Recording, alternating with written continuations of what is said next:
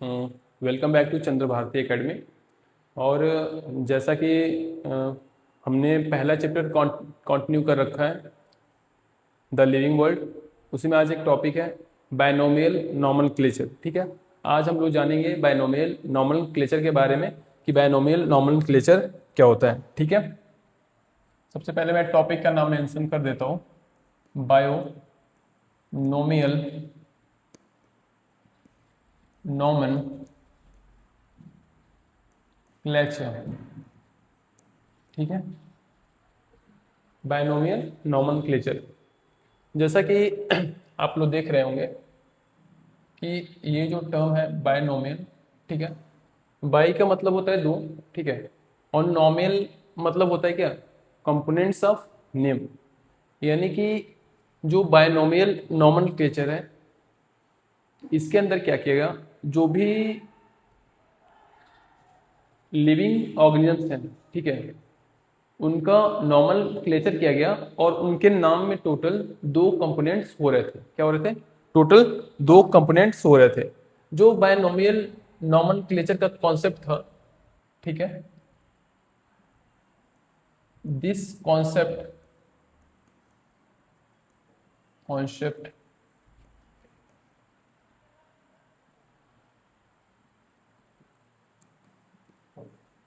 इस कॉन्सेप्ट को दिया था एक बहुत बड़े साइंटिस्ट ने जिसका नाम है कैरलस लीनियस। क्या नाम है? Carlos Linnaeus. आई बात समझ में? कह रहा है कि ये जो बायनोमियल नॉमेनक्लेचर वाला कॉन्सेप्ट था इसको दिया था कैरलस लीनियस ने। कौन दिया था? कैरलस लीनियस ने। कह रहा है कि जो बायनोमियल नॉमेनक्लेचर होता है, जो बायनोमियल नॉमेनक्लेचर होता है इसमें दो कंपोनेंट्स होते हैं, टू कंपोनेंट्स ऑफ नेम। आई बात समझ में? यानी कि ये जो बायनोमियल नॉमेनक्लेचर वाला कॉन्सेप्ट है इसके अंदर दो कंपोनेंट होते हैं, यानी कि एक नाम के क्या, दो कंपोनेंट। जैसे जो फर्स्ट कंपोनेंट होता है, जो फर्स्ट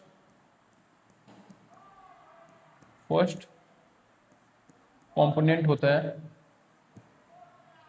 उसे हम लोग क्या बोलते हैं? फर्स्ट कंपोनेंट को हम लोग क्या बोलते हैं? जीनस बोलते हैं। जीनस बोलते हैं, ठीक है। कह रहा है जीनस रियल में है क्या? जीनस को ही क्या बोलते हैं हम लोग? जेनरिक नेम भी बोलते हैं। क्या बोलते हैं इसको? जेनरिक नेम भी बोलते हैं। है बात सुनने? जो बायनोमियल नॉमेनक्लेचर का सेकेंड कंपोनेंट है, जो सेकेंड कंपोनेंट है उसे हम लोग क्या बोलते हैं? स्पीसीज बोलते हैं। क्या बोलते हैं? स्पीसीज बोलते हैं। आया बात समझ में? पहले कि जो सेकेंड कंपोनेंट है उसे स्पीसीज या इसी चीज को हम लोग क्या बोलते हैं? स्पीसीज या स्पेसिफिक एपीथेट।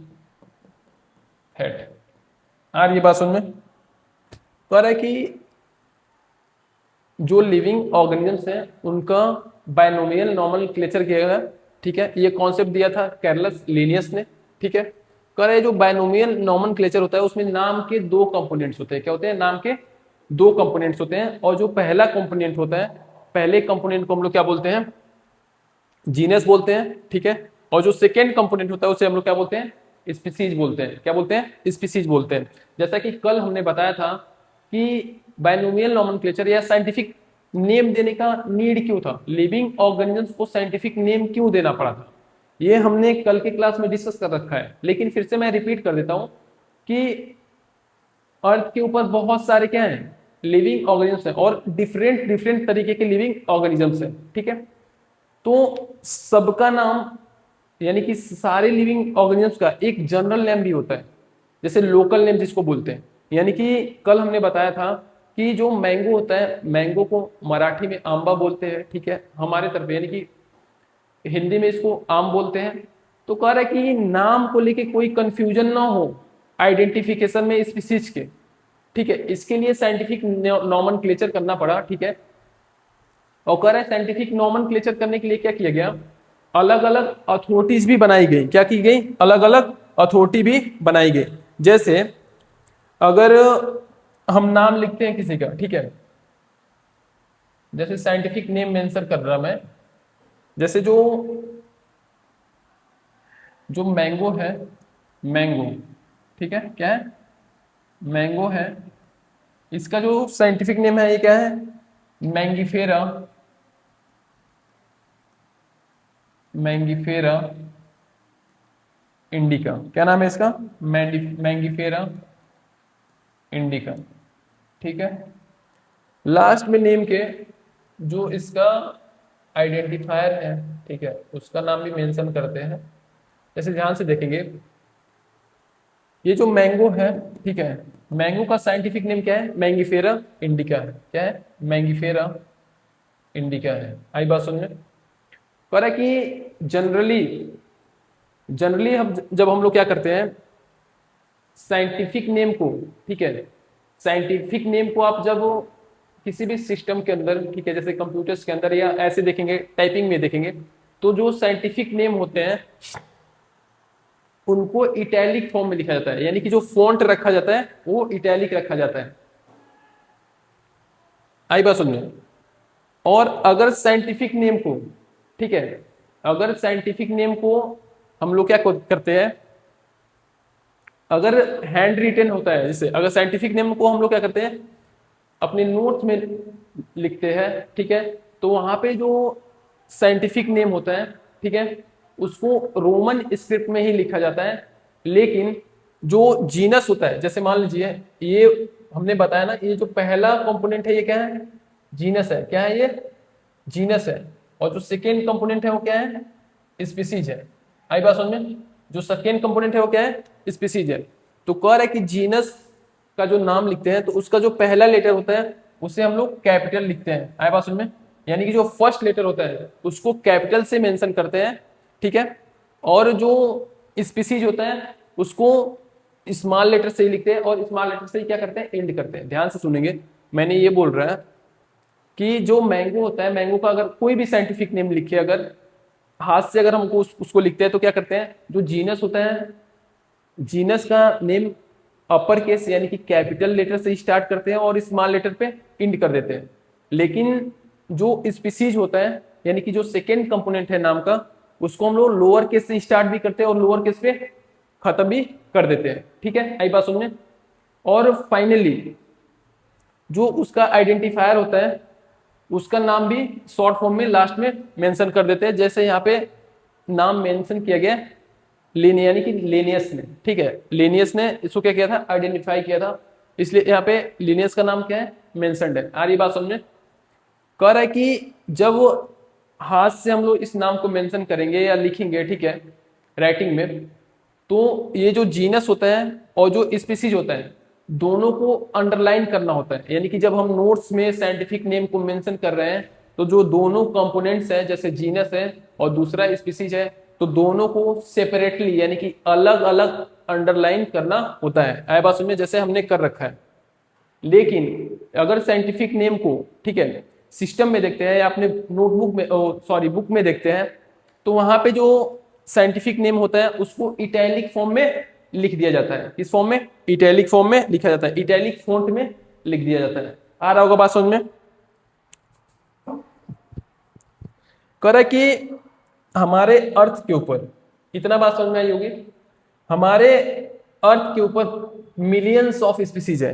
क्या है, मिलियंस ऑफ स्पीसीज है हमारे अर्थ के ऊपर। क्या है, मिलियंस ऑफ स्पीसीज है, ठीक है। उनको अगर उनके बारे में स्टडी करनी है, अगर उनके बारे में स्टडी करनी है तो उनको आइडेंटिफाई करके, ठीक है, यानी कि स्पीसीज को आइडेंटिफाई करके अगर क्लासिफाई कर देते हैं, यानी कि उनका क्लासिफिकेशन कर देते हैं, तो स्टडी में क्या हो जाता है, बहुत ही आसान हो जाता है।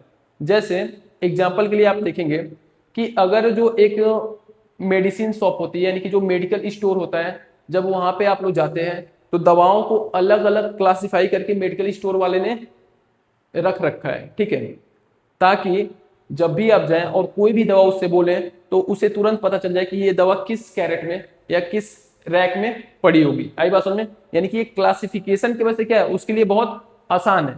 लेकिन अगर मान लीजिए अगर क्लासिफाई ना करे, ठीक है, अगर क्लासिफिकेशन ना करे दवाओं का मेडिकल स्टोर वाला, सारे दवाओं को एक साथ ऐसे ही रख दे और फिर आपने जाके अगर उससे पीसीएम यानी कि पैरासीटामोल मांग दिया तो ढूंढते ढूंढते रह जाएगा, यानी कि बहुत ज्यादा क्या होगा उसको दिक्कत होगा। यानी कि वहां पे जो क्लासिफिकेशन कर रखा है उन्होंने बहुत अपने आसानी के लिए कर रखा है कि बहुत आसान हो जाएगा क्या करना, दवाओं को ढूंढना। अगर क्लासिफाई करके एक रैक में हम लोग पैरासीटामोल रखेंगे, एक रैक में अलग दवाएं रखेंगे, तो ऐसे जब क्लासिफिकेशन करते हैं ना तो वो चीजों को ढूंढना क्या हो जाता है मेडिकल स्टोर वाले के लिए यानी कि शॉपकीपर के लिए बिल्कुल आसान हो जाता है। तो आप जाते हैं अगर दवा कोई भी मांगते हो तो बहुत मतलब इमिडिएटली वो आपको क्या कर देता है, प्रोवाइड कर देता है। तो ऐसे ही अगर एक सिंगल सिंगल स्पीसीज को यानी कि एक अलग अलग स्पीसीज को हम लोग क्या करें, स्टडी करें, तो ये पॉसिबल नहीं है। क्योंकि कल हमने बताया था कि अर्थ के ऊपर 1.7 टू 1.8 मिलियंस क्या है स्पीसीज है, वो भी डिफरेंट टाइप के, यानी कि इनको एक एक करके यानी कि एक एक स्पीसीज के बारे में स्टडी करना पॉसिबल नहीं है। इसीलिए जो भी स्पीसीज है इनको आइडेंटिफाई करके इनके अंदर सिमिलरिटी को देख के क्या किया गया है, इनका क्लासिफिकेशन किया गया है। आया होगा बात समझ में।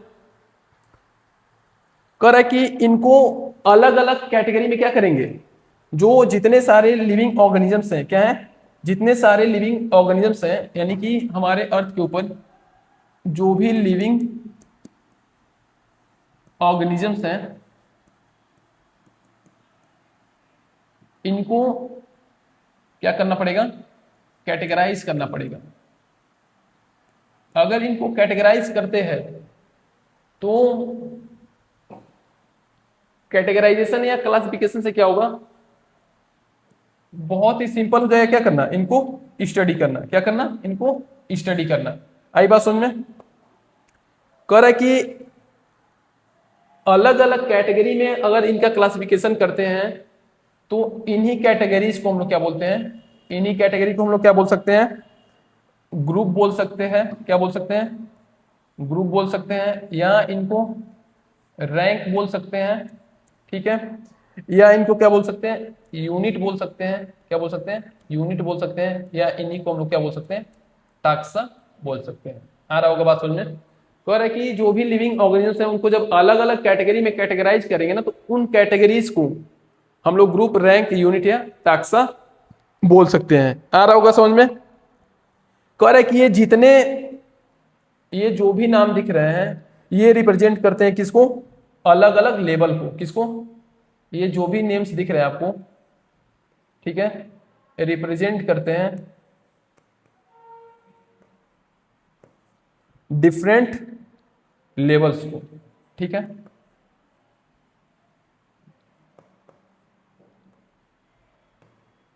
ये चीजें थोड़ी सी और आसान हो जाएंगी, अभी थोड़ा सा और आगे जब हम लोग पढ़ेंगे तो ये चीजें क्या हो जाएंगी, और आसान हो जाएंगी। जैसे देखेंगे जो ह्यूमन होता है, क्या होता है, ह्यूमन जो होता है, तो ह्यूमन जो होता है वो बिलोंग करता है किससे, किंगडम, ह्यूमन बिलोंग करता है किंगडम एनिमेलिया से,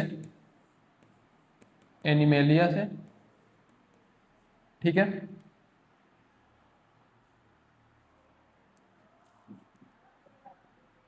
क्लास जो होता है इसका, क्लास जो होता है मैमेलिया, मैमेलिया, ठीक है। जो ऑर्डर होता है इसका क्या होता है,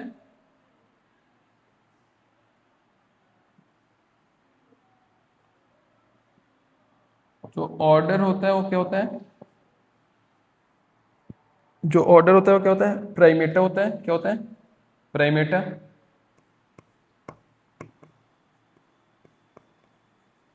ठीक है।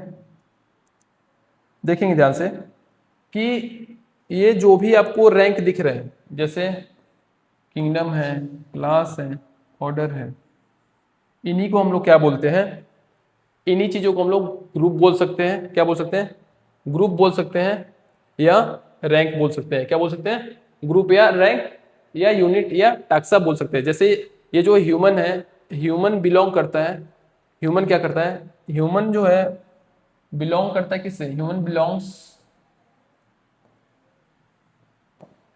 किंगडम एनिमेलिया, क्लास मैमेलिया, ठीक है, ऑर्डर प्राइमेटा, ठीक है।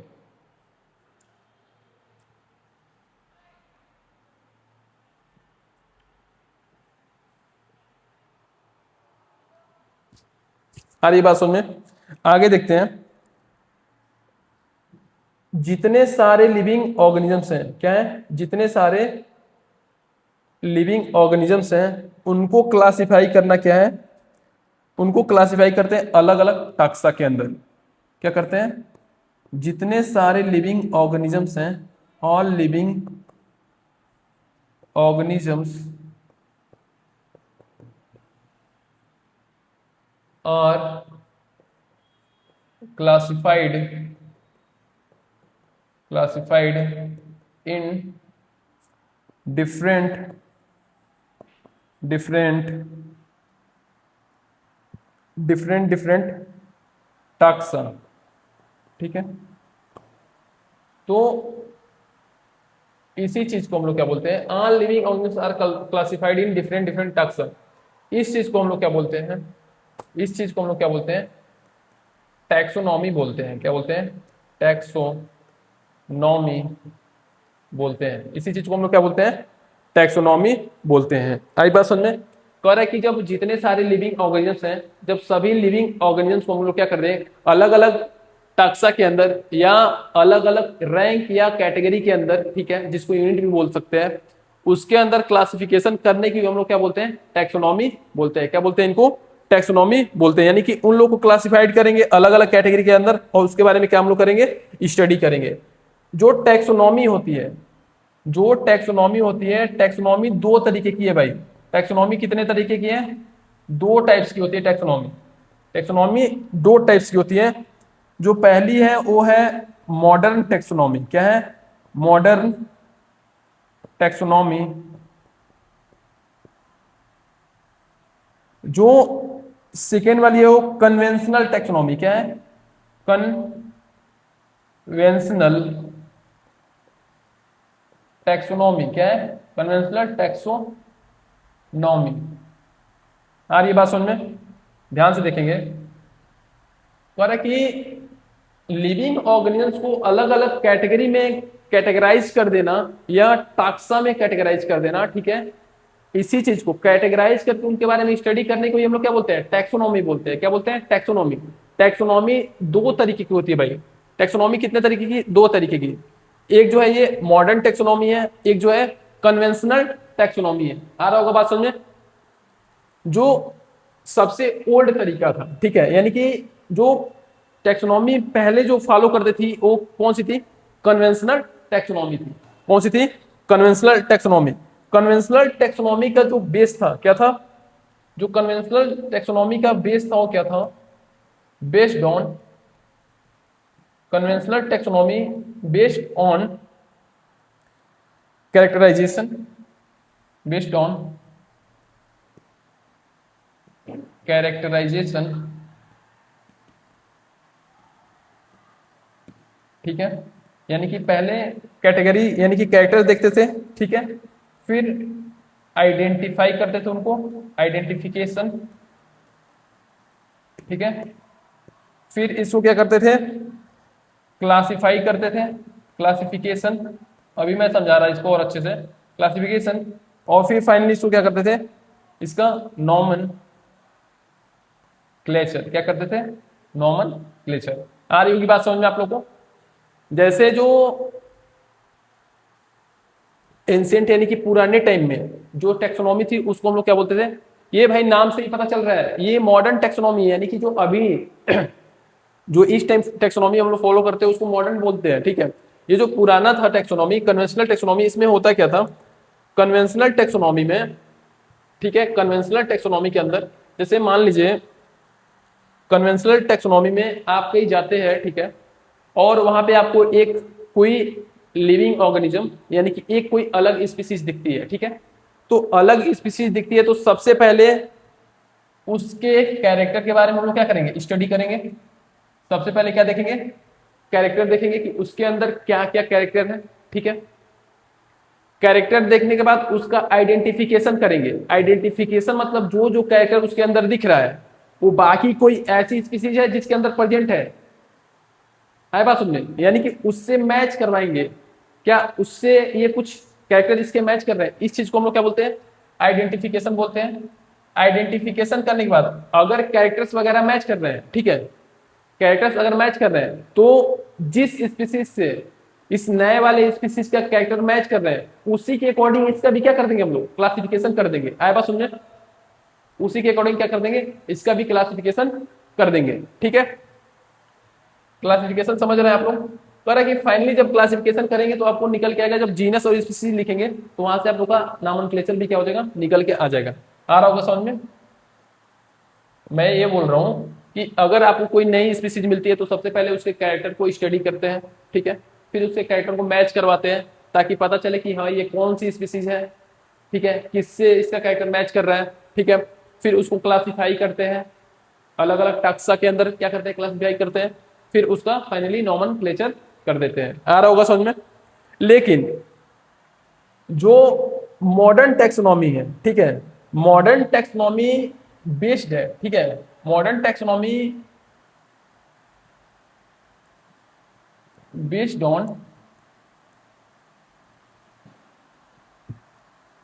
ऑन डेवलपमेंटल प्रोसेस, ठीक है, किस पे, यानी कि जो मॉडर्न टेक्सोनॉमी है, मॉडर्न टेक्सोनॉमी का जो बेसिस है वो बहुत सारे कैरेक्टर है। जैसे पहले तो मॉर्फोलॉजी होगी, मॉर्फोलॉजी, फिर दूसरा जो बेसिस है वो क्या है, एनाटॉमी है, एनाटॉमी है बात सुनने। फिर हो सकता है क्या हम लोग देखें उसका, उसके सेल का स्ट्रक्चर देखें, सेल का स्ट्रक्चर, कि उसके सेल का स्ट्रक्चर क्या है, क्या वो सेल प्रोकैरियोटिक है या यूकैरियोटिक है, ठीक है। फिर कह रहा है कि डेवलपमेंटल प्रोसेस भी देख सकते हैं, डेवलपमेंटल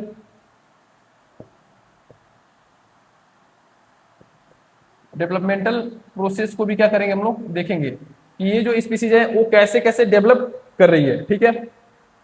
फिर उसका जो इकोलॉजिकल इकोलॉजिकल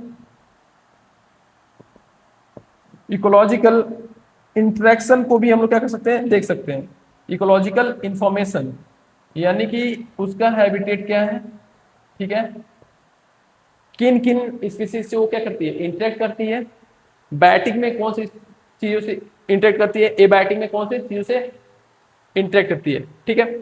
यानी कि जो मॉडर्न टेक्सोनॉमी में आप मॉर्फोलॉजी को भी देखते हैं, मॉर्फोलॉजी यानी कि वो बाहर से दिखने में उसका स्ट्रक्चर कैसे है, ठीक है। फिर एनाटॉमी भी उसका स्टडी करते हैं, यानी कि जो उसके अंदर के, ठीक है, यानी कि जो इंटरनल स्ट्रक्चर्स हैं वो कैसे हैं, उसमें एनाटॉमी में पढ़ते हैं, उसके सेल को स्ट्रक्चर को देखते हैं कि सेल का स्ट्रक्चर कैसा है, प्रोकैरियोटिक नेचर का है, यूकैरियोटिक नेचर का है, ठीक है।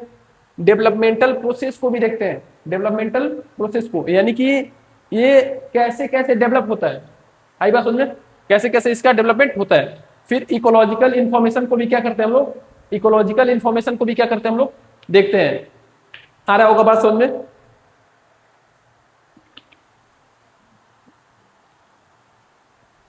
ठीक है, यानी कि यहां पे हम लोग अगर स्पीसीज को, किसी नए स्पीसीज को देख रहे हैं तो उसमें यानी कि ये सब करने में, morphology, anatomy, cell structure, developmental process और इकोलॉजिकल इंफॉर्मेशन, ये सब गैदर करने में बहुत ज्यादा टाइम लग जाएगा। लेकिन अगर टाइम ज्यादा लगेगा तो जो रिजल्ट निकल के आएगा, ठीक है, जो रिजल्ट निकल के आएगा वो बहुत ही ज्यादा क्या होगा, एक्यूरेट होगा। आए बात समझे, as compare to conventional taxonomy. भाई जो कन्वेंशनल टेक्सोनॉमी है, कन्वेंशनल टेक्सोनॉमी में हम लोग बस क्या कर रहे हैं, इसका कैरेक्टर देख रहे हैं, यानी कि बाहर से इसके अंदर क्या क्या कैरेक्टर है, बस इस चीज को स्टडी कर रहे हैं, आइडेंटिफाई कर दे रहे हैं, फिर उसको क्लासिफाई करके उसका नॉमेनक्लेचर कर दे रहे हैं। यानी कि ये बहुत आसान तरीका है जो पहले चलता था, ठीक है, आई बात समझ में। यानी कि ये जो है ये बहुत आसान है, नॉर्मल है। तो कह रहा है कि अगर कन्वेंशनल टेक्सोनॉमी के थ्रू किसी का नॉमेनक्लेचर करते हैं, ठीक है, तो एक्यूरेसी वहां पे क्या होगी, यानी कि इसमें टाइम कम लगेगा, तो एक्यूरेसी भी क्या होगी, थोड़ी सी कम होगी। लेकिन अगर मॉडर्न टेक्सोनॉमी की बात करें, अगर मॉडर्न टेक्सोनॉमी की बात करते हैं तो मॉडर्न टेक्सोनॉमी में क्या होता है कि मॉडर्न टेक्सोनॉमी के अंदर पहले तो मॉर्फोलॉजी देखेंगे, उसका एनाटॉमी देखेंगे, ठीक है, यानी कि अंदर के भी स्ट्रक्चर को देखेंगे कैसे है, सेल का स्ट्रक्चर देखेंगे, उसका डेवलपमेंटल पैटर्न देखेंगे, ठीक है, फिर उसकी इकोलॉजिकल इन्फॉर्मेशन को देखेंगे, यानी कि ये सब सारी इन्फॉर्मेशन इकट्ठा करने के बाद तब जाके उसका नॉमेनक्लेचर करेंगे फाइनली। इन सब में बहुत ज्यादा टाइम क्या होता है, लगता है, ठीक है, लेकिन जो इन्फॉर्मेशन निकल के आती है वो as compare to conventional technology accurate निकल के आती है। आ रही है बात समझ में? कह रहा है कि एक और टर्म है, देखेंगे उसको, एक और टर्म है जिसको हम लोग क्या बोलते हैं, सिस्टमैटिक्स बोलते हैं। क्या बोलते हैं? सिस्टमैटिक्स। क्या बोलते हैं इसको? सिस्टमैटिक्स। अब ये सिस्टमैटिक्स क्या होता है भाई? अब तक आप लोगों ने पढ़ा टैक्सोनॉमी। टैक्सोनॉमी क्या होती है, फिर से मैं एक बार रिपीट कर दे रहा हूं। जितने सारे लिविंग ऑर्गेनिजम्स हैं, ठीक है, उनको अलग अलग कैटेगरी या टाक्सा में क्या कर देना, क्लासिफाई कर देना, और उनका स्टडी करना ही क्या कहलाता है, टैक्सोनॉमी कहलाता है। लेकिन जो सिस्टमैटिक्स होती है, सिस्टमैटिक्स कुछ नहीं है। सिस्टमैटिक है क्या? सिस्टमैटिक रियल में देखे सिस्टमैटिक को, ठीक है, तो सिस्टमैटिक भी क्या है, टैक्सोनॉमी है। क्या है? टैक्सोनॉमी ही है। जो सिस्टमैटिक्स है वो भी क्या है, टैक्सोनॉमी भी है। लेकिन टैक्सोनॉमी के साथ साथ उस स्पीसीज, उस जो स्पीसीज का हम लोग क्या कर रहे हैं, नॉमेनक्लेचर कर रहे हैं, उसके इवोल्यूशनरी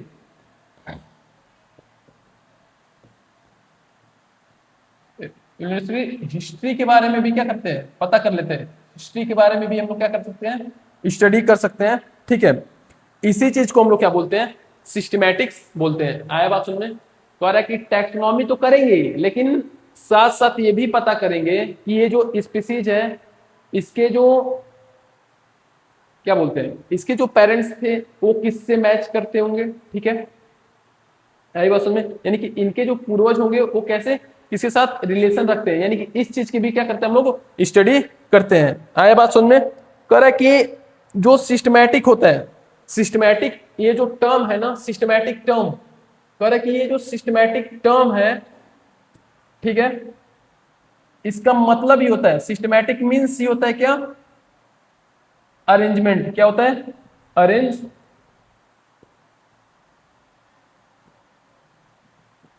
आई बात समझ में? कह रहा है कि बिल्कुल ये टैक्सोनॉमी के जैसे हैं, लेकिन टैक्सोनॉमी के साथ साथ हम लोग इवोल्यूशनरी आइडिया भी क्या कर लेते हैं, उस स्पीशीज का देख लेते हैं, ठीक है।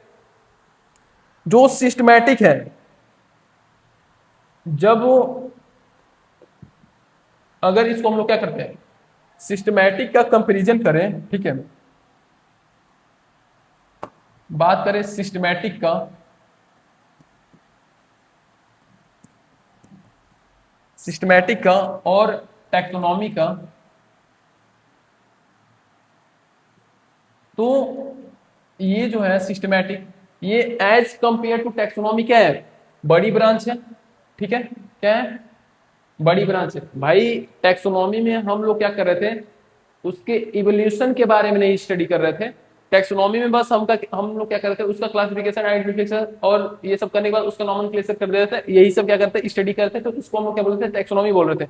लेकिन सिस्टमैटिक्स के अंदर हम लोग क्या करते हैं, सिस्टमैटिक के अंदर हम लोग सिस्टमैटिक के अंदर हम लोग टैक्सोनॉमी, टैक्सोनॉमी को पढ़ते ही पढ़ते हैं, टैक्सोनॉमी को पढ़ते ही पढ़ते हैं, प्लस इवोल्यूशन को भी क्या करते हैं, इवोल्यूशन को भी पढ़ लेते हैं, यानी कि उस स्पीसीज के इवोल्यूशन को पढ़ लेते हैं कि वो स्पीसीज आखिर इवॉल्व कैसे हुई है।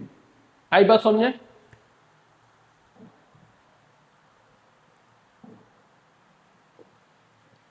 देखेंगे ध्यान से, मैं ये बोल रहा हूं कि जो सिस्टमैटिक्स होती है, ठीक है, पहले टेक्सोनॉमी को देखते हैं। टेक्सोनॉमी क्या होती है भाई? टेक्सोनॉमी क्या होती है, जब सारे लिविंग ऑर्गेनिज्म क्लासिफाई करें डिफरेंट डिफरेंट टैक्सा में और उनको स्टडी करें तो उनको टैक्सोनॉमी बोलते हैं। टैक्सोनॉमी दो तरीके की होती है, कन्वेंशनल टैक्सोनॉमी और मॉडर्न टैक्सोनॉमी। कन्वेंशनल टैक्सोनॉमी में टाइम कम लगता है, ठीक है, कैरेक्टर देखते हैं, उसको आइडेंटिफाई करते हैं, क्लासिफाई करते हैं, उसको से नॉमेनक्लेचर कर देते हैं। लेकिन जो मॉडर्न टेक्सोनॉमी है, मॉडर्न टेक्सोनॉमी में हमको उस स्पीसीज का मॉर्फोलॉजी भी देखना पड़ेगा, मॉर्फोलॉजी देखने के साथ साथ एनाटॉमी भी देखनी पड़ेगी, एनाटॉमी देखने के साथ साथ सेल स्ट्रक्चर देखना पड़ेगा, और सेल स्ट्रक्चर देखने के साथ साथ डेवलपमेंटल प्रोसेस और उसका इकोलॉजिकल इंफॉर्मेशन भी गैदर करना होगा। जब इतना सारा स्टडी करेंगे तो उसको हम क्या बोलते हैं, मॉडर्न टेक्सोनॉमी बोलते हैं। फिर से एक टर्म आता है सिस्टमैटिक्स। सिस्टमैटिक्स क्या होता है, अगर टेक्सोनॉमी यानी कि किसी स्पीसीज की टेक्सोनॉमी और प्लस उसका इवोल्यूशनरी हिस्ट्री भी पढ़े, यानी कि इवोल्यूशन भी पढ़े कि वो स्पीसीज इवॉल्व कैसे हुई है, तो इस चीज को हम लोग क्या बोलते हैं, सिस्टमैटिक्स बोलते हैं। आया बात समझ में? कह रहा है कि अगर ये दोनों ब्रांच है, टेक्सोनॉमी से बड़ी होगी सिस्टमैटिक, जाहिर सी बात है, क्योंकि सिस्टमैटिक्स में टेक्सोनॉमी भी पढ़ रहे हैं, उसके साथ साथ हम लोग उसका इवोल्यूशन भी पढ़ेंगे स्पीसीज का। आई बात समझ में? ठीक है गाइज, यहाँ पे हम आज लेक्चर को क्या करते हैं, वाइंड अप करते हैं। मिलेंगे अगले लेक्चर में, ठीक है।